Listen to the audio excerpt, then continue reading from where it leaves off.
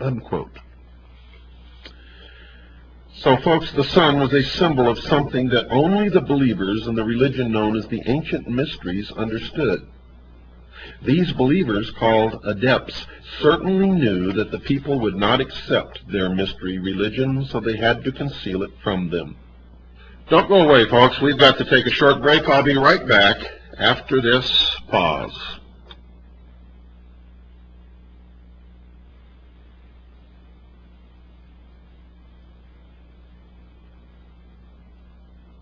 So the task became one of creating a religion around a belief that they knew the people would accept because it would make some sense, at least as far as the adepts would explain it. But their basic purpose was to create a popular religion as a cover for their secret worship. The secret religion would be built around a belief in the sun. The sun would be a perfect thing to build a religion around because of its basic nature. It is very visible and has a very important role in man's life. It rises in the morning, it appears to be born and then sets during the evening. It appears to die and then appears to be born again the next morning. It also appears to wander in the sky, setting further north or south each night. It then returns back to any given position twice each year. So the sun appears to have a major birth or death twice each day and twice each year.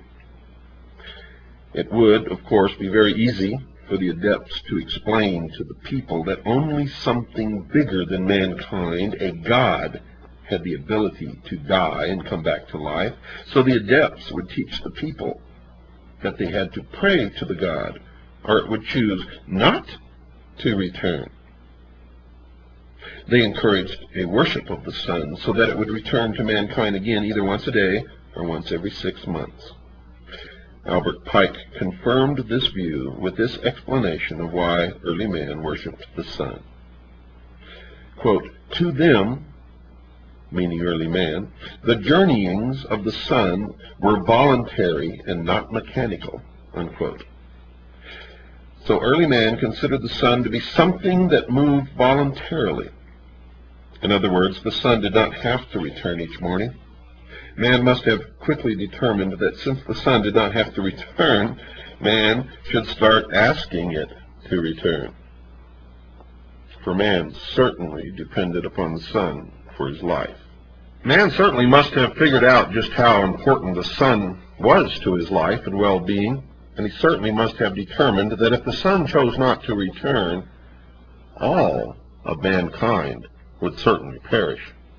So it was an easy jump from a belief that the necessary sun was an entity that chose to move across the daytime sky to a belief that it would return only if man prayed to it to return. Well, it's time once again, folks, to acquaint you with Swiss America Trading Corporation, our new sponsor. You've never heard me advertise on my show for any outside unknown firm. And in fact, we've only really had 2 sponsors on this show ever, simply because my requirements are strict. Complete background check, references, testimony from clients. I mean, we really put these people through their paces. And folks, I'm not about to change anything now. This company's been in business for over 11 years. They deliver to your door non-confiscatable, non-reportable hard assets. You've all been asking me how to save your assets, how to protect yourself from the coming economic collapse. Well, call Swiss American Trading Corporation right now. Do it now, folks, because I'm telling you right now, these people have all of the investments that you've heard me recommend on this show. They also have a lot of other investments, some of which I don't know anything about, some of which we don't recommend, but they have everything for you to make an intelligent choice. They're legitimate. We've checked them out from top to bottom, including with law enforcement agencies. And I'm telling you right now, if you really want to take your money or your assets and put them in a position to survive what's coming, then you need to call Swiss American Trading Corporation right now. You see, I would not take them on as a sponsor if I did not believe in this company. If I would not recommend them to you without any hesitation whatsoever. If I would not use their services myself. You see, they fit all of the qualifications. They also write a newsletter that openly deals with the imminent economic collapse. They also consider privacy and discretion an integral part of their relationship with their clients, and you need that. This is Swiss America Trading Corporation. If you call 1-800-289-2646, that's 1-800-289-2646. I'm going to say it one more time. 1-800-289-2646 today. And state that you listen to me, William Cooper, on the hour of the time. They will send you their complimentary newsletter entitled Protecting Your Future. Now remember, it's entitled Protecting Your Future. Make sure you ask for it. The only obligation you have is to commit a quality hour, folks, into reading and considering the information in this newsletter. It doesn't cost you a thing, and you're not obligated ever for that newsletter. So call 1-800-289-2646 right now. Call 1-800-289-2646 right now, this minute. 1-800-289-2646, and tell them William Cooper sent you. But folks, there's something even more interesting to be considered that Pike didn't explain with that comment. Obviously, to make the new religion work, the believers would have to be able to predict the movements of the sun.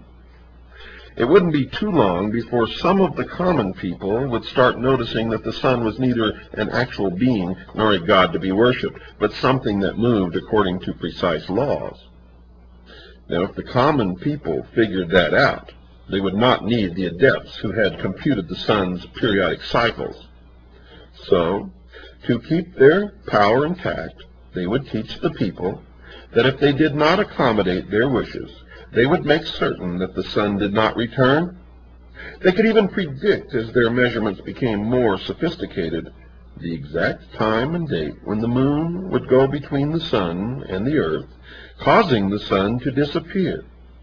They could then fool the people into believing that they were the cause of the disappearance. They could then, of course, explain to the people that if they did not continue to pay them sort